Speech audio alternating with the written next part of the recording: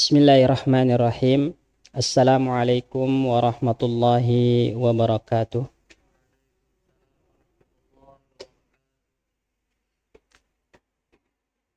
Alhamdulillah. Alhamdulillahilladzi bini'matihi tatimmus shalihat. Wassalatu wassalamu ala sayyidina wa syafi'ina wa rasulina Muhammadin wa ala alihi wa ashabihi wa man tabi'ahum bi ihsanin ila yaumil qiyamah.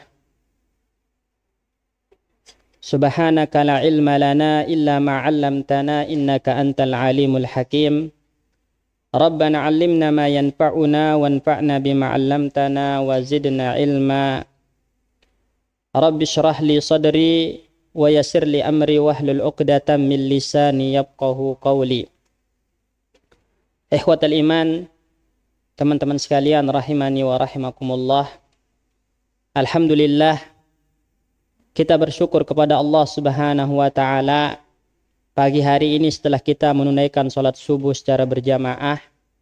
Allah Subhanahu wa taala masih memberikan hidayah, taufiknya kepada kita untuk duduk di majelis ilmu. Majelis yang dikatakan oleh Rasulullah sallallahu alaihi wasallam sebagai taman surga. Majelis yang disifati oleh baginda Nabi sallallahu alaihi wasallam dengan sabda beliau, la yashqa fihi jalisuhum.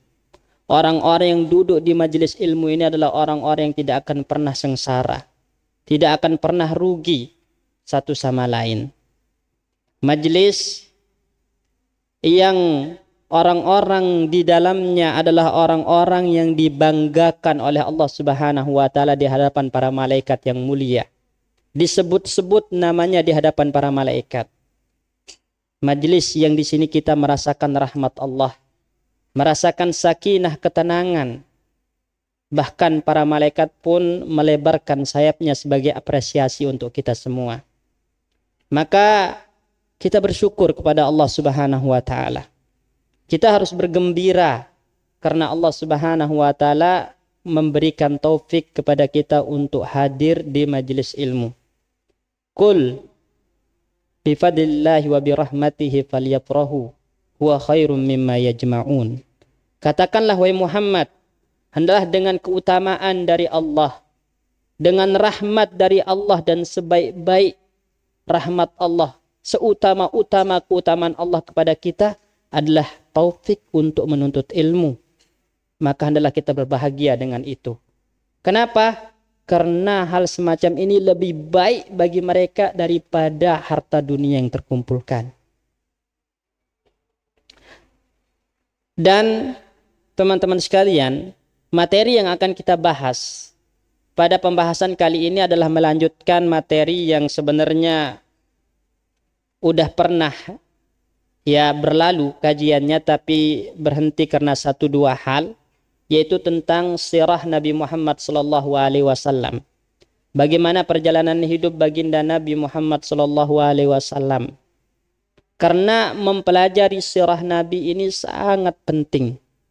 Tidak kalah pentingnya dari mempelajari ilmu-ilmu lain. Tidak kalah penting dari ilmu fikih. Tidak kalah penting daripada ilmu hadis. Dan kita akan dapati nanti dalam sirah Nabi ini juga terdapat fikih. Ada hukum-hukum syariat. Dalam sirah Nabi kita akan dapati hadis. Karena hadis itu berkaitan tentang ucapan dan perbuatan Nabi. Itu ada dalam sirahnya. Sehingga dulu sahabat Sa'ad ibn Abi Waqqas radhiyallahu anhu sampai-sampai mengatakan, kunna nu'allimu abna'ana siratar rasul kama nu'allimuhum al-Quran. Kami mengajarkan anak-anak kami itu sirahnya Nabi Muhammad sallallahu alaihi wasallam, wa maghazihi, dan perperangan-perperangan yang dilakukan oleh Nabi, sebagaimana kami mengajarkan kepada mereka Al-Quranul Karim. Artinya apa? Kalau belajar Al-Quran itu adalah sebuah kewajiban, maka tidak beda dengan mempelajari sirah Nabi, sama-sama merupakan kewajiban. Buah yang dapat kita petik dari mempelajari sirah Nabi ini yang paling utama adalah agar menimbulkan kecintaan kepada Nabi Muhammad dalam hati kita. Agar kita semakin mengagungkan Nabi, semakin memuliakan Nabi Shallallahu Alaihi Wasallam setelah kita melihat bagaimana perjuangan beliau dalam menegakkan kalimat La ilaha illallah, bahkan sampai harus berdarah-darah di medan perang sehingga Islam sampai kepada kita. Oleh karena itu, jangan sampai pengetahuan kita tentang kisah-kisah orang lain lebih dalam daripada pengetahuan kita tentang kisah tauladan kita sendiri, yaitu Nabi Muhammad SAW. Karena sekarang banyak orang-orang yang lebih paham tentang episode-episode ya drama, cerita komik, novel daripada kisah nabinya sendiri, sejarah nabinya sendiri. Maka ini tidak pantas. Oleh karena itu sangat penting mempelajari sirah Nabi Muhammad SAW. Terakhir materi kita itu temanya berhenti di perang Badar. Maka kita akan mengulang pembahasan terkait tentang perang Badar Al-Kubra ini. Ikhwatal iman rahimani wa rahimakumullah.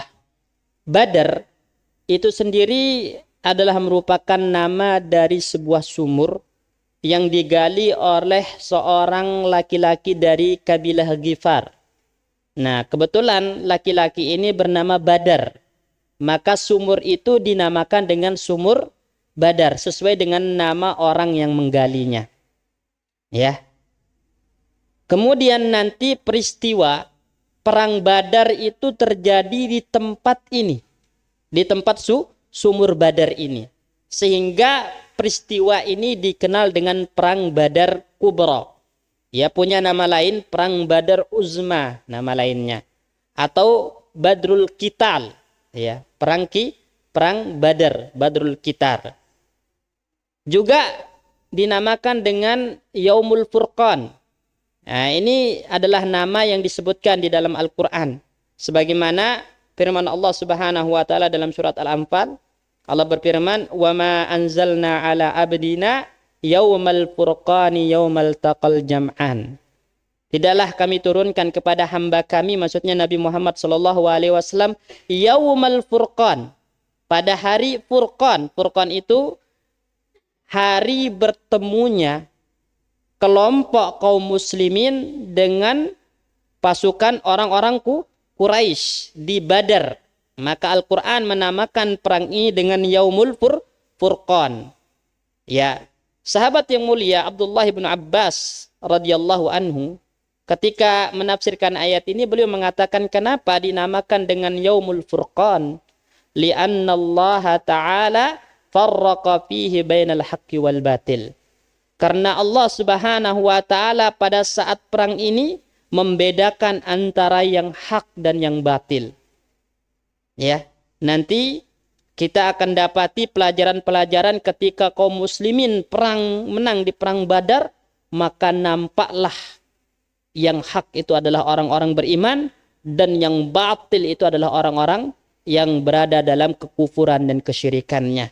Sehingga mulai berbondong-bondong orang memasuki Islam dengan izin Allah Subhanahu wa taala. Baik. Ini terkait tentang nama dari peristiwa ini. Jadi apa namanya tadi? Perang Badar Kubra, Perang Badar Uzma, Badrul Qital, atau Yaumul Furqan. Yaumul Furqan, dan yang terakhir inilah yang dinamakan dengannya di dalam Al-Quran. Kemudian apa sebab terjadinya perang Badar?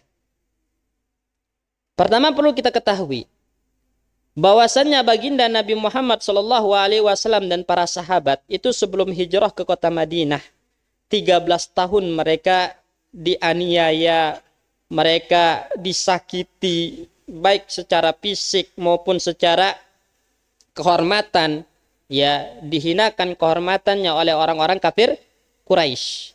Kemudian ketika mereka diizinkan oleh Allah Subhanahu wa taala untuk hijrah dari Mekah ke Madinah, maka orang-orang Quraisy itu membuat apa? Sahabat-sahabat yang hijrah dari Mekah ke Madinah tidak boleh membawa hartanya. Semuanya tertinggal di kota Mekah. Lihatlah bagaimana para sahabat itu mengorbankan harta dunia milik mereka untuk menyelamatkan iman mereka. Ya. Jadi harta dunia yang mereka kumpulkan, rumah yang mereka bangun, rela ditinggalkan demi menyelamatkan iman, hijrah ke kota Madinah supaya leluasa beribadah kepada Allah tanpa tekanan, tanpa gangguan dari orang-orang kafir Quraisy.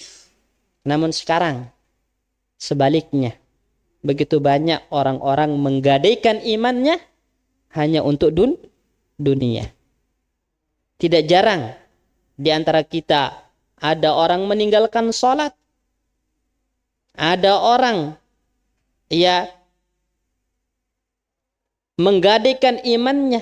Misalnya ditawarkan sebuah proyek, tapi di situ ada pelanggaran-pelanggaran syariat, pelanggaran-pelanggaran hukum Allah Subhanahu wa taala, lebih memilih proyek walaupun harus melanggar, menentang hukum-hukum Allah Subhanahu wa taala.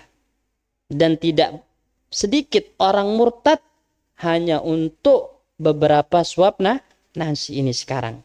Kalau zaman dulu harta dunia ditinggalkan demi iman.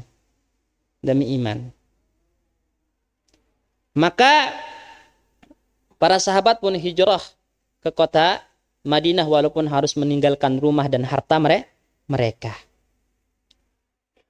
Dan tatkala Nabi Shallallahu Alaihi Wasallam mendengarkan sebuah informasi atau sampai kepada beliau informasi tentang bahwasannya Abu Sufyan dan kabilahnya yang berdagang ke Syam itu akan kembali dengan membawa 1000 unta milik orang-orang Quraisy. 1000 unta. Ya, bayangkan. Banyak nggak? Banyak ya. 1000 unta milik orang-orang Quraisy dan juga terdapat harta yang begitu besar nominalnya di situ, yaitu khamsuna alfa dinar, 50.000 dinar. Jadi 1000 unta plus 50.000 dinar. Ini harta yang dibawa oleh Abu Sufyan dan kafilahnya sepulang berdagang dari Syam. 50.000 dinar itu kalau kita konversi ke rupiah, 1 dinar itu kan 4,25 gram emas murni. Kalau 1 gramnya itu berapa sekarang? 1 gram? Hah? 1,5 juta. 1,5 juta. Itu antum kali, ya berarti 50.000 dinar itu kali 4,25 ketemu nanti 212.500 gram. Ya. Itu kali 1,5 juta, udah miliaran ya. Miliaran, berapa itu miliar? Itu uang yang dibawa oleh Abu Sufyan dan kabilahnya merupakan harta milik orang-orang Quraisy sepulang berdagang dari Syam. Informasi ini sampai kepada Nabi Shallallahu Alaihi Wasallam dan ada informasi juga penjaga atau pengawal yang mengawal kafilah Abu Sufyan ini sedikit, enggak terlalu banyak, tidak lebih dari 70 orang. Maka Rasulullah Shallallahu Alaihi Wasallam memerintahkan, memotivasi para sahabat untuk keluar menghadang kafilahnya Abu Sufyan. Menghadang kafilahnya Abu Sufyan. Nabi Shallallahu Alaihi Wasallam mengatakan, "Hazihi 'iru Quraisyin, fiha amwaluhum fahruju, la'allallaha an yughnimakumuha." Ini adalah kafilahnya orang-orang Quraisy yang dibawa oleh Abu Sufyan, yang membawa harta benda yang sangat banyak. Maka keluarlah wahai kaum muslimin, hadang mereka. Semoga Allah Subhanahu wa taala memberikan kita ghanimahnya. Mungkin kita bertanya, apakah tidak zalim hendak merampas harta milik orang lain? Jawabnya apa? Enggak. Di sini bukan sebuah kezaliman. Kenapa?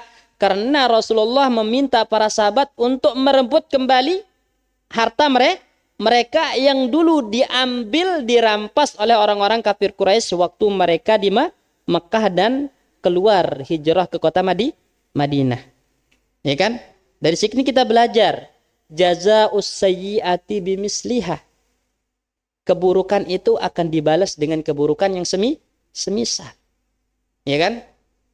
Nah, maka kita tahu kan, tadi kita sebutkan di awal-awal, orang-orang Quraisy itu kebiasaannya adalah zalim kepada orang-orang beriman, baik terhadap fisiknya orang-orang beriman. Waktu di Mekah, berapa banyak kaum muslimin, sahabat Nabi yang disiksa, seperti Bilal, ya, yang ditindih dengan batu di padang pasir yang panas. Ya, kemudian keluarganya Ammar bin Yasir.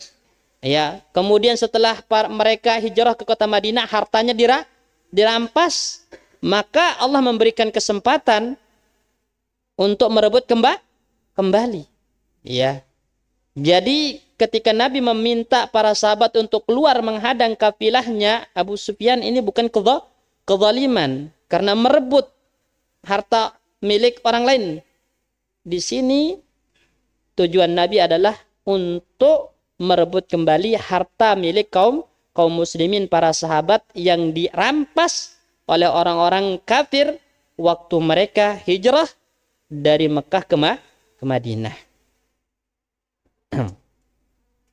Ketika mendengar perintah dari Nabi Shallallahu Alaihi Wasallam untuk keluar menghadang kafilahnya Abu Sufyan, ini maka sebagian orang-orang bersegera melakukan seruan Nabi, dan inilah yang harus kita lakukan. Ya, karena kalau kita berhadapan dengan perintah Nabi, itu sikap kita bagaimana? Sami'na wa ata'na. Kami dengar wahai Rasulullah, kami taat wahai Rasulullah. Ya. Itu sikap kita. Dan itu adalah konsekuensi dari ucapan syahadat anna Muhammadan Rasulullah, yaitu mengikuti perintah Nabi dan meninggalkanlah larangannya. Karena Nabi Muhammad SAW kita posisikan sebagai apa? Imam. Dan kita makmum, ya kan? Ya. Yang namanya makmum itu mengikuti imam. Tidak boleh menyelisihinya. Namun sekarang, betapa banyak di antara kita ketika dihadapkan dengan sunnahnya Nabi, dengan hadisnya Nabi Muhammad SAW, kemudian dirasa tidak sesuai dengan logika berpikirnya, tidak sesuai dengan hawa nafsunya, ditolak. Misalnya, Nabi SAW mengajarkan kepada kita hadis, misalnya, ma asfalal ka'baini minal izar fa finnar, apa yang di bawah mata kaki dari kain atau yang terjulur dari kain, isbal maksudnya, maka di neraka. Kemudian berani enggak kalau kita katakan wahai Rasulullah, bagaimana kalau enggak sombong? Boleh dong. Berani enggak? Di hadapan Nabi bilang gitu. Kalau dulu waktu Nabi SAW menyampaikan, misalnya kita ada di hadapannya, la darar wa la dirar, tidak boleh memudaratkan diri sendiri dan orang lain. Kemudian kita tahu rokok itu memudaratkan. Tapi banyak yang sehat-sehat merokok wahai Rasulullah. Berani enggak kita bilang seperti itu? Enggak akan berani. Tapi sekarang kita berani. Padahal tidak ada bedanya berhadapan langsung dengan Nabi dengan berhadapan terhadap sunnah-sunnahnya Nabi, hadis-hadisnya Nabi sama. Sebagaimana kita mengagungkan Rasulullah, maka kita agungkan sunnah-sunnahnya. Sehingga sami'na wa ata'na. Kita dengar dan kita patuh terhadap perintah Nabi Shallallahu Alaihi Wasallam. Kita jalankan perintah itu semampu kita. Karena yang namanya perintah itu ala qadril istita'ah. Kita lakukan sesuai dengan batas kemampuan. Ya. Kenapa saya bilang perintah itu dijalankan sesuai dengan batas kemampuan? Karena nggak semua orang mampu menjalankan perintah, Pak. Contoh, sholat itu harus berdiri. Karena itu rukunnya. Kalau nggak mampu berdiri, boleh duduk. Kalau nggak mampu duduk, boleh berbaring. Berarti menjalankan perintah sesuai dengan kadar kemampuan. Dan inilah yang dikatakan di dalam Al-Quran, ya, fattaqullaha mastata'tum. Bertakwalah kepada Allah semampu kalian. Tafsirannya kata para ulama, jalankan perintah Allah semampu kalian. Jalankan perintah Nabi semampu kalian. Adapun larangan, maka harus ditinggalkan secara mutlak. Tidak perlu ada kaitannya dengan kemampuan. Kenapa? Karena semua orang mampu meninggalkan larangan. Nggak ada yang nggak mampu. Orang dibilang jangan makan riba, kata Allah. Nabi mengharamkan riba. Orang mampu nggak meninggalkan riba? Mampu, nggak ada yang nggak mampu. Kalau bilang saya belum mampu, itu mengikuti hawa nafsu namanya. Jangan merokok itu berbahaya. Oh, saya belum mampu meninggalkan rokok. Nggak mampu atau karena masih mengikuti nafsu? Masih mengikuti nafsu. Yang namanya meninggalkan larangan itu semua mampu. Berbeda dengan menjalankan perintah. Orang belum tentu mampu, maka ala qadril istita'ah, sesuai dengan batas kemampuan kalau perintah. Nah, maka di sini kita lihat, ya, sebagian para sahabat itu bersegera menjalankan perintah Nabi, sami'na wa ata'na. Sebagian yang lainnya itu berat. Ya, makanya di sini nanti salah satu pelajaran berharga dari perang Badar itu akan nampak siapa orang-orang yang beriman dengan iman yang sebenarnya dan beriman dengan imannya munafik. Nampak. Itu salah satu, ya, faedah dari perang Badar, membedakan antara orang-orang beriman dengan orang-orang munafik. Yaumul Furqan, hari dibedakan antara yang hak, orang-orang beriman, dengan siapa yang batil, yaitu seperti imannya orang-orang munafik dan teman-temannya dari kalangan orang-orang kafir. Ya. Jadi sebagian dari mereka itu berat dan menyangka Rasulullah tidak akan berperang. Ya, berperang. Dan juga salah satu alasan, ya, kenapa sebagian dari mereka itu enggan menjalankan perintah Nabi waktu itu, karena mereka melihat Nabi Shallallahu Alaihi Wasallam itu tidak terlalu perhatian terhadap perang ini, dalam artian tidak terlalu mempersiapkan diri, ya, tiba-tiba. Karena memang kita ketahui setelah Rasulullah mendapat informasi Abu Sufyan balik dari Syam dengan membawa apa? Harta yang berlimpah. Rasulullah langsung memerintahkan para sahabat keluar untuk menghadangnya. Jadi memang tidak ada persiapan yang begitu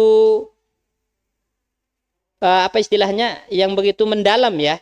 Ya, tidak ada persiapan seperti itu sehingga sebagian meremehkan, sebagian dari sahabat yang mendengar itu meremehkan. Terlebih lagi Nabi Shallallahu Alaihi Wasallam tidak mengizinkan orang yang ikut berperang kecuali yang telah siap. Ya. Makanya Nabi dalam hadis mengatakan, "Man kana dhahrahu hadiran falyarkab ma'ana." Barang siapa yang telah siap, ya, tunggangannya, kendaraannya untuk berangkat menghadang kafilahnya Abu Sufyan, berangkat bersama kami. Jadi orang-orang yang telah siap saja. Kemudian ada orang-orang datang kepada Nabi minta izin, "Wahai Rasulullah, izinkan kami tunggu dulu wahai Rasulullah, izinkan kami keluar ke perbatasan Madinah untuk mengambil kendaraan kami supaya kami bisa ikut bergabung." Apa kata Nabi? La, jangan. Yang boleh ikut hanya yang telah siap saja. Antum tahu kenapa Nabi bersikeras untuk yang berperang Yang ikut berperang hanya yang telah siap saja. Adapun yang belum siap, yang kendaraannya masih di luar Madinah, tidak diizinkan untuk ikut. Kenapa? Karena Nabi Shallallahu Alaihi Wasallam ingin membendung agar informasi bahwasannya kaum muslimin telah siap untuk menghadang kafilahnya Abu Sufyan ini tidak tersebar. Seandainya kalau diizinkan orang-orang keluar ambil kendaraannya di luar Madinah, informasi ini takut bocor. Akhirnya Abu Sufyan mengambil jalur yang lain atau membatalkan kepulangannya atau menunggu pasukan dari orang-orang Quraisy datang menjemput. Ya, paham ya? Supaya informasi ini tidak bocor, maka tidak diizinkan oleh Nabi ikut berperang kecuali yang telah siap siaga saja. Nih. Terlebih lagi, ya disebutkan dalam sejarah Abu Sufyan ini adalah orang yang hati-hati. Teman-teman sekalian, punya sifat hati-hati. Ya, jadi sebelum masuk Islam ya, Abu Sufyan itu termasuk orang yang belakangan masuk Islam. Jadi beliau punya sifat hati-hati sehingga karena wajar Abu Sufyan itu hati-hati. Kenapa? Karena beliau membawa beban yang berat ya, yaitu harta yang begitu berlimpah milik kaumnya. Jadi sangat hati-hati sehingga Abu Sufyan ini yatasaqqatul ahbar, selalu mencari informasi terupdate. Ya, khawatir nanti ada begal, ada apa, ya kan?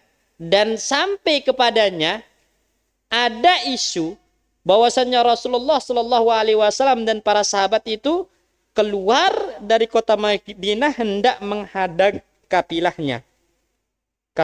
Maka semakin waspada, semakin hati-hati Abu Sufyan ini. Sehingga beliau menyewa seseorang yang bernama Damdam ibnu Amr, namanya Damdam ibnu Amr al-Ghifari, ya. Dibayar Damdam ibnu Amr ini oleh Abu Sufyan dengan harga 20 dinar. Uang jasanya 20 dinar.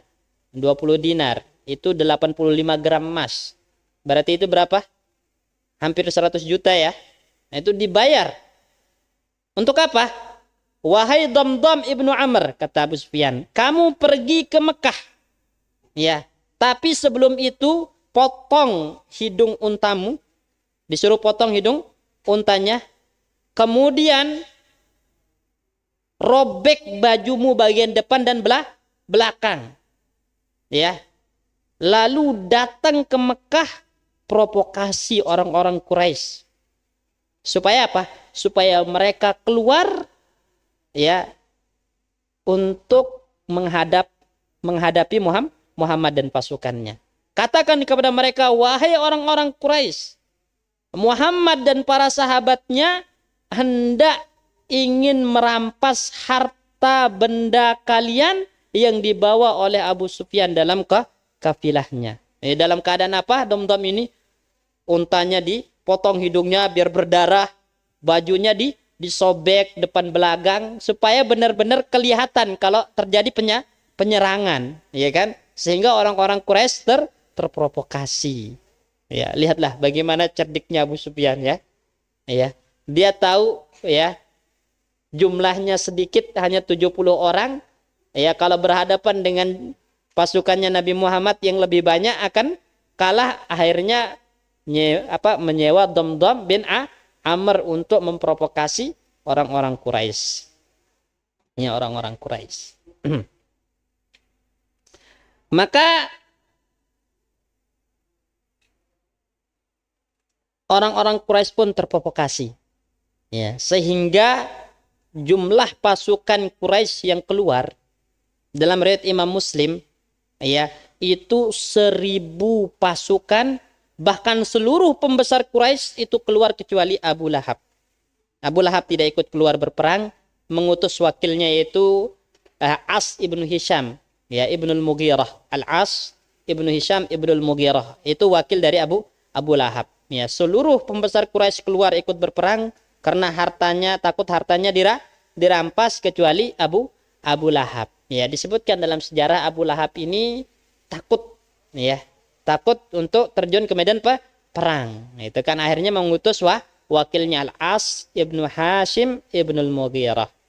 Ya, sedangkan jumlah pasukan kaum muslimin pada saat itu adalah 313. Coba bayangkan. Berapa jumlah pasukan orang-orang kafir? 1000. Ya, 1000. Ya, 100 pasukan berkuda, 700 pasukan dengan untanya, itu orang-orang Quraisy. Sedangkan kaum muslimin jumlahnya adalah 313, hanya 2 orang yang berkuda dan 70 bawa unta. Coba bayangkan. Badar itu jauh dari Madinah. Sehingga dalam perjalanan itu seringkali para sahabat itu bergantian naik untanya. Ya, bergantian. Yang satu naik, kemudian setelah yang jalan capek, yang di atas tunggangan turun, yang berjalan naik, bergantian seperti itu. Bahkan disebutkan dalam hadis, kana Rasulullah sallallahu alaihi wasallam wa Ali bin Abi Thalib wa Mursid al-Ghanawi yata'aqqabuna ba'ira. Rasulullah, Ali bin Abi Thalib, Mursid al-Ghanawi, 3 orang ini bergantian naik unta. Bergantian naik unta. Bagaimana rendah hatinya Rasulullah sallallahu alaihi wasallam, padahal panglima perang, ya. Mau bergantian naik unta, jalan kaki. Kalau sekarang yang namanya panglima perang, wah, selalu di atas mobil. Dari dulu emang yang namanya panglima perang itu selalu di atas kendaraannya. Tapi Rasulullah itu adalah sosok yang rendah hati, tawadu, sehingga tidak berat baginya untuk ya bergantian dengan para sahabat. Ini menunjukkan betapa rahimnya, betapa penuh kasih sayangnya Rasulullah Shallallahu Alaihi Wasallam, tidak menutup mata melihat lelah letihnya para sahabat dan ingin merasakan seperti apa yang mereka rasakan, sehingga tentu ini akan menimbulkan ya jalinan emosional yang kuat ya antara pemimpin dan pasukannya, ya.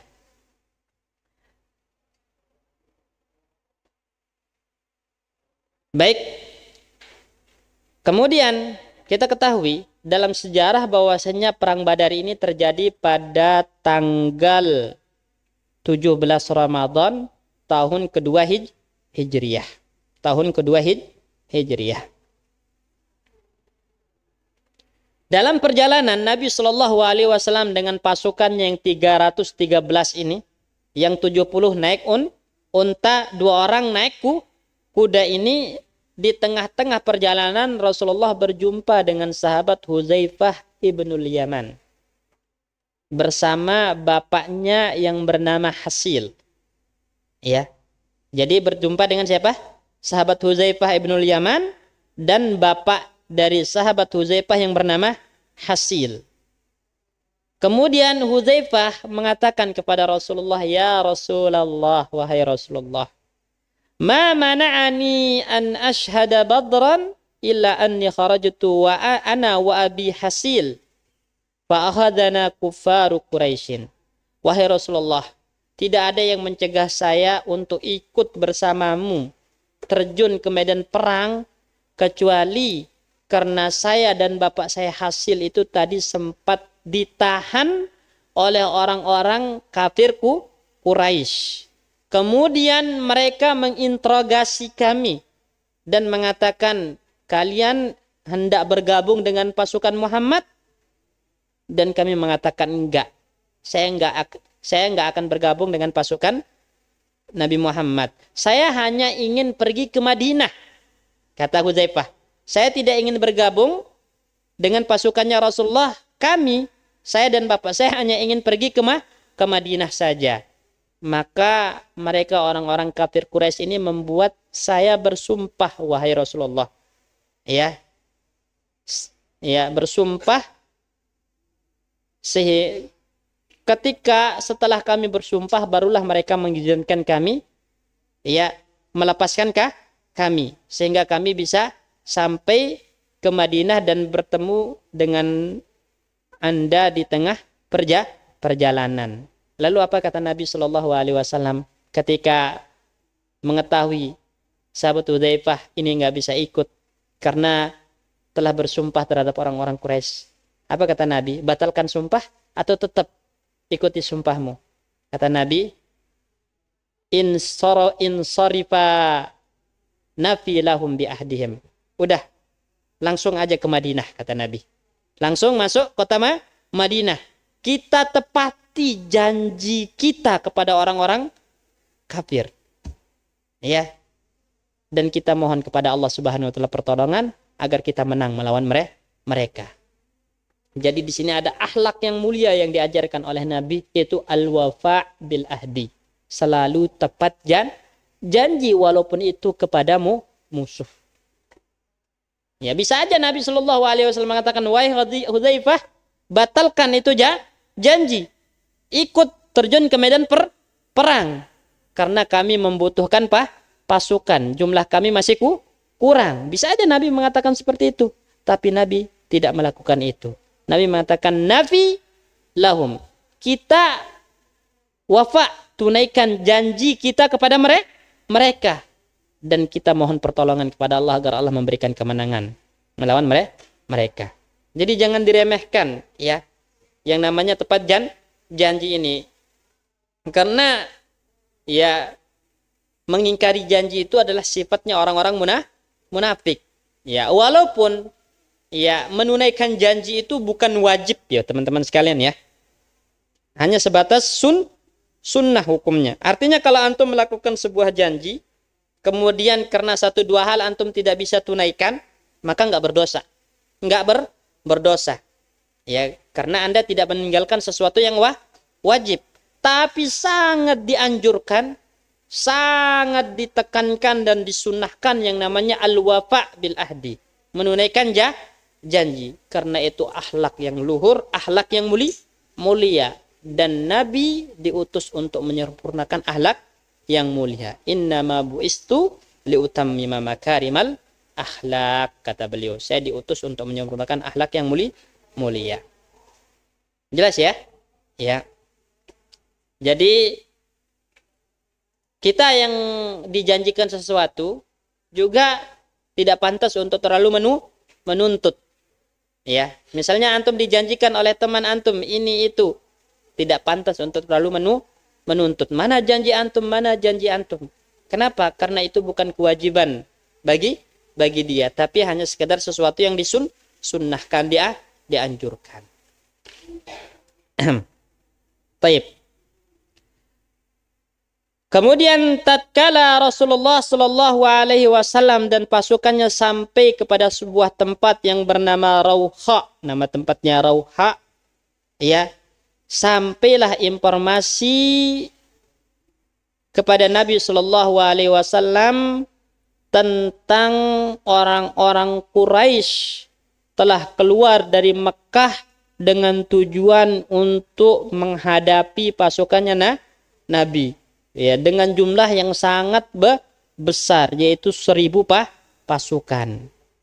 Apa yang dilakukan oleh Nabi? Apakah batal, berangkat, balik lagi ke Madinah, atau lanjut? Jawabannya adalah lanjut, tapi itu tidak langsung dilakukan.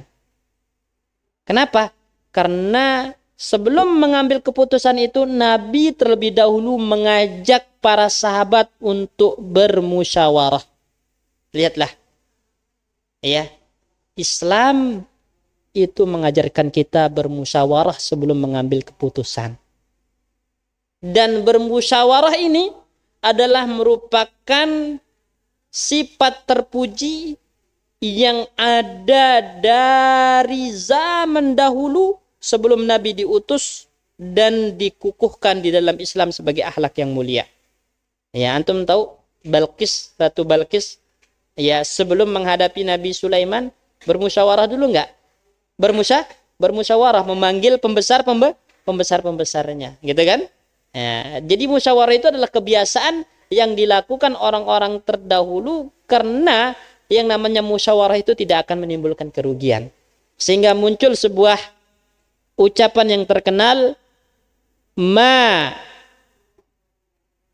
khaba man istakhara wa ma nadima man istasyara. Orang yang beristikharah, meminta ya taufik dari Allah Subhanahu wa taala dalam sebuah keputusan, itu tidak akan pernah rugi, tidak akan pernah kecewa. Nah, kalau antum ingin memutuskan sesuatu istikharah kan, ya tidak akan kecewa antum dengan keputusan tersebut. Wa ma nadima, dan tidak akan pernah menyesal orang-orang yang bermusyawarah. Wa ma nadima man istasyara. Orang-orang yang bermusyawarah tidak akan pernah menyesal. Karena musyawarah itu tujuannya adalah bagaimana kita sampai kepada sebuah keputusan yang paling maslahat, yang paling terbaik, sehingga kita tidak akan pernah menyesal dari hasil permusyawaratan. Dan ini yang dilakukan oleh Nabi. Fastasyaran nabiyyu ashabahu. Maka Nabi pun bermusyawarah dengan para sahabatnya. Ya. Jadi bisa aja kan Rasulullah mengambil keputusan sendiri, ya kan? Rasulullah seorang rasul. Ya, kalaupun salah dalam keputusan akan ditegur dan diperbaiki oleh wahyu turun. Tapi Rasulullah tetap bermusyawarah, meminta pendapat dari para sahabat. Sehingga para sahabat pun seperti Abu Bakar berbicara, mengemukakan pendapatnya. Kemudian Umar berbicara, mengemukakan pendapatnya. Miqdad ibnu Aus berbicara. Ini semuanya orang-orang Quraisy yang berbicara. Orang-orang muhajirin. Dan Rasulullah belum puas. Kenapa? Karena Rasulullah ingin mendengar dari orang-orang Ansor. Ya, orang-orang Ansor. Tahu kenapa? Teman-teman sekalian, karena orang-orang Ansor pada Bai'ah Aqabah yang kedua, sebanyak 70 orang datang menemui Rasulullah, mengambil janji kepada Rasulullah akan membela Rasulullah seperti mereka membela keluarganya sendiri. Ya, sekarang Rasulullah akan berhadapan dengan orang-orang Quraisy. Rasulullah ingin mendengar bagaimana pendapat orang-orang Ansor. Apakah mereka benar-benar akan merealisasikan baiat mereka pada saat Baiatul Aqabah, yaitu akan menjadi pembela Nabi terdepan seperti mereka membela keluarga sendiri. Rasulullah masih ada lagi usulannya, sehingga salah satu orang Ansar, Miqdad bin Aus ini orang Ansar, mengatakan, "Ya Rasulullah, wahai Rasulullah, imdi lima arakallah fa nahnu ma'ak." Wahai Rasulullah, udahlah, berangkat sesuai yang Anda mau, ya. Dan kami akan membersamaimu. Lihat orang Ansar. Berangkat wahai Rasulullah, kami akan ikut membersamaimu. Kami itu bukan seperti orang-orang Yahudi, wahai Rasulullah, yang mereka mengatakan kepada Musa, idhab anta wa rabbuka faqatila inna hahuna qaidun. Ente wahai Musa, kata orang-orang Yahudi, dan Rabbmu pergi berperang. Kami di sini duduk-duduk saja nonton. Itu orang-orang Yahudi. Kalau kami wahai Rasulullah akan mengatakan, idhab anta wa rabbuka faqatila inna ma'akum muqatilun. Anda berangkat wahai Rasulullah bersama Rabbmu berperang, dan kami pun di belakangmu ikut berperang membelamu. Itu kata orang-orang Ansar. Lihat, insyaallah. Mereka ingin merealisasikan baiat yang mereka lakukan kepada Nabi Shallallahu Alaihi Wasallam. Disebutkan dalam riwayat Imam Bukhari, ya, dalam Sahih Bukhari, mereka mengatakan, walakinna nuqatilu an yaminika wa an shimalika wa baina yadayka wa khalfik. Wahai Rasulullah, kami akan berperang di sisi kanan, kiri, depan, belakang. Kami akan menjadi tameng yang akan melindungimu, wahai Rasulullah. Berangkat. Berangkat, kata orang-orang Ansar. Mendengar itu Rasulullah Shallallahu Alaihi Wasallam pun wajahnya berseri-seri bahagia, senang.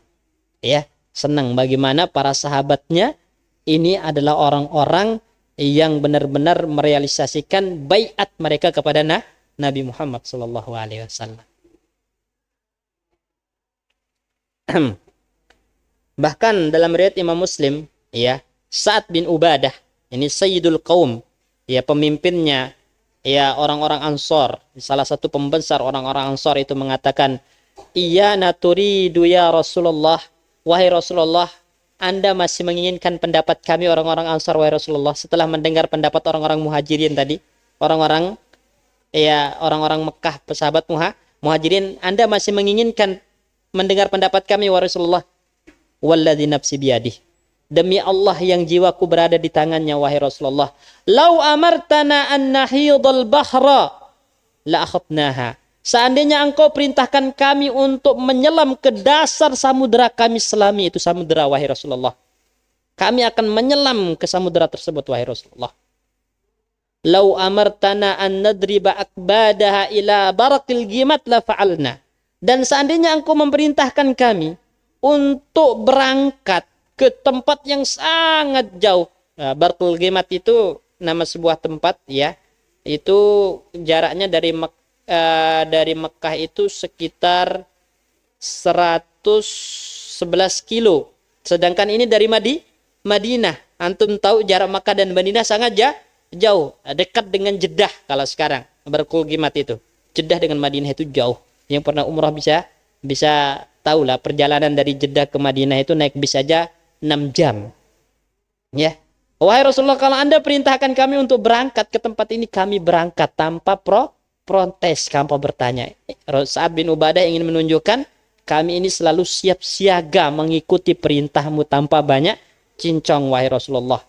Anda perintahkan begini, kami berangkat, kata Sa'ad bin Ubadah. Menunjukkan bahwasanya mereka adalah orang-orang yang benar-benar sami'na wa ata'na, patuh dan tunduk terhadap perintah Nabi Muhammad SAW. Itu yang membuat Rasulullah sangat bahagia dengan orang-orang Ansor. Makanya nanti di perang Hunain kita akan lihat, ya, ketika Rasulullah SAW bagi-bagi ghanimah, ya, dan itu banyak diberikan kepada orang-orang Quraisy. Ya, orang-orang Quraisy, karena mereka pada saat itu banyak yang masuk Islam setelah Fathul Makkah. Hunain itu kan, jadi untuk menguatkan iman mereka diberikan ghanimah. Ada orang-orang Ansor yang mulai berbincang, Nabi telah kembali kepada keluarganya. Nah, mau kembali lagi ke Mekah. Mendengar itu Nabi mengatakan, "Wahai orang-orang Ansor, tidak puaskah kalian? Saya adalah bagian dari kalian dan saya tidak akan pernah meninggalkan kalian." Ya, mendengar itu orang-orang Ansor langsung bahagia, harta ghanimah itu nggak ada artinya. Ya, kenapa? Karena kebersamaan mereka dengan Nabi di Madinah jauh lebih disukai daripada harta dunia. Ya, jadi orang Ansor itu yang benar-benar menunjukkan luar biasa pembelaan, kecintaan, pengorbanannya untuk Nabi Muhammad SAW. Pelajarannya apa, teman-teman sekalian? Cinta itu akan mendatangkan pengorbanan. Kalau kita benar-benar mencintai Nabi Muhammad SAW, bukan hanya sebatas pengakuan, maka kita pasti siap untuk berkorban untuk Nabi SAW, baik harta maupun jiwa kita. Saya akan sebutkan sebuah contoh. Antum tahu pelepah kurma yang dijadikan mimbar oleh Nabi SAW? Itu karena ditinggalkan oleh Nabi, diganti dengan mimbar yang baru, nangis pelepah kurmanya. Sampai terdengar suara isakannya. Itu pelepah kurma. Kenapa? Karena sedih berpisah dengan Nabi Muhammad SAW. Betapa cintanya pelepah kurma, benda mati loh. Disebutkan dalam beberapa kitab tarikh, Nabi SAW ketika hendak qada'ul hajat, beliau pergi ke tempat yang sepi, maka beliau mendengar, "Salamun alaika ya Rasulullah." Menoleh kiri kanan gak ada apa-apa. Ternyata itu batu dan pepohonan yang mengucapkan salawat dan salam kepada Nabi. Pertanyaan, betapa sering kita berselawat dan mengucapkan salam untuk Nabi. Padahal itu hak beliau kepada kita. Dan kita dengan enteng yang mengatakan, "Wahai Rasulullah, kami cinta kepadamu." Tapi lisan ini jarang berselawat dan mengucapkan salam untuknya. Ya, Gunung Uhud, ya, mengatakan dalam hadis disebutkan Uhudun jabalun yuhibbuna wa nuhibbuh. Uhud ini adalah gunung yang cinta kepada kami dan kami pun mencintainya. Uhud sangat cinta kepada Nabi Muhammad sallallahu alaihi wasallam. Itu benda mati. Anak kecil, Pak. Pernah dengar seorang yang namanya Mu'az dan Mu'awis ibnu Afra. Itu terjun ke medan perang bawa pedang yang lebih panjang daripada dirinya. Bertanya, ya am, kalau nggak salah bertanya kepada Huzaifah waktu itu, ya am, wahai paman, mana yang namanya Abu Jahal? Kenapa? Karena saya dengar Abu Jahal ini sering menghina, mencaci, mencela Rasulullah. Sekarang pedang kami tidak akan berhenti beradu hingga kami yang mati atau Abu Jahal yang mati. Dan mereka berdua yang membunuh Abu Jahal dalam medan perang, anak kecil. Apa yang mendorong anak kecil terjun ke medan perang? Tidak terima Rasulullah dihina, dan itu pasti karena kecintaannya kepada Nabi Shallallahu Alaihi Wasallam. Lalu kita, bukti kecintaan kita kepada Nabi apa? Nabi dihina, kita banyak yang diam, kita banyak yang bodoh amat, ya kan? Bodoh amat. Bahkan Syekhul Islam Ibnu Taimiyah itu sampai di penjara karena menghukum orang yang menghina Nabi, di penjara, sehingga keluar kitabnya dalam penjara yang berjudul apa? As-Sarimul Maslul ala Syatimir Rasul. Pedang yang terhunus untuk orang yang menghina dan mencela Rasulullah. Ya. Jadi ada orang menghina Nabi, ya langsung ditindak oleh Ibnu Taimiyah, di penjara beliau, ditulis kitab judulnya As-Sarimul Maslul ala Syatimir Rasul. Pedang yang terhunus untuk orang yang menghina Nabi. Kalau sekarang Nabi dihina, Nabi dicela, semuanya diam. Ya, diam, merasa itu bukan urusannya. Lalu kita masih mengatakan cinta kepada Nabi. Enggak usah jauh-jauh.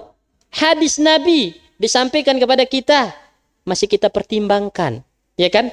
Masih kita pertimbangkan. Wah, kalau kita dikira ini ringan, dijalankan. Kalau dikira tidak sesuai dengan nafsu atau logika berpikir, ditinggalkan. Dan dengan entengnya mengatakan, ya Rasulullah, kami mencintaimu. Cinta itu bukan sekedar pengucapan di lisan, tapi butuh pembuktian. Ya. Pada zaman Nabi Shallallahu Alaihi Wasallam, ya, ada seorang wanita budak yang sangat baik kepada tuannya. Jadi apa yang diinginkan tuannya itu ditunaikan, dilayani tuannya dengan baik. Tapi satu jeleknya budak wanita ini, suka menghina Nabi. Maka tuannya pun menusuknya karena tidak terima Rasulullah dihina. Lihat. Dan kabar ini sampai kepada Rasulullah. Siapa yang disalahkan oleh Nabi? Tuan yang menusuk budaknya? Atau budak yang menghina dirinya? Yang disalahkan adalah budak ini. Nabi mengatakan, Ishad bi anna dammaha hadrun. Saksikanlah memang darah wanita ini pantas untuk ditumpahkan. Karena dia menghina Rasulullah. Oleh karena itu Pak, ya teman-teman sekalian, penghinaan kepada Rasulullah itu adalah sebab kemurtadan yang mana pelakunya itu tidak diberikan uzur, tidak diminta taubat, langsung dihukum. Kalau hukum Islam ditegakkan maka langsung dihukum, ya, tanpa diminta taubat. Penghina Nabi. Kenapa? Karena kita nggak tahu apakah Nabi akan memaafkannya atau tidak. Berbeda kalau penghina Allah Subhanahu wa Ta'ala, itu masih diberikan waktu untuk bertaubat.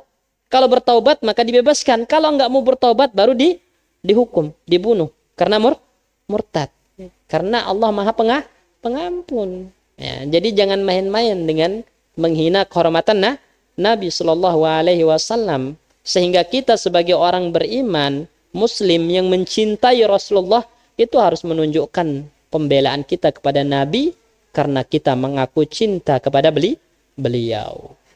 Baik, insyaallah kita akan lanjutkan nanti ya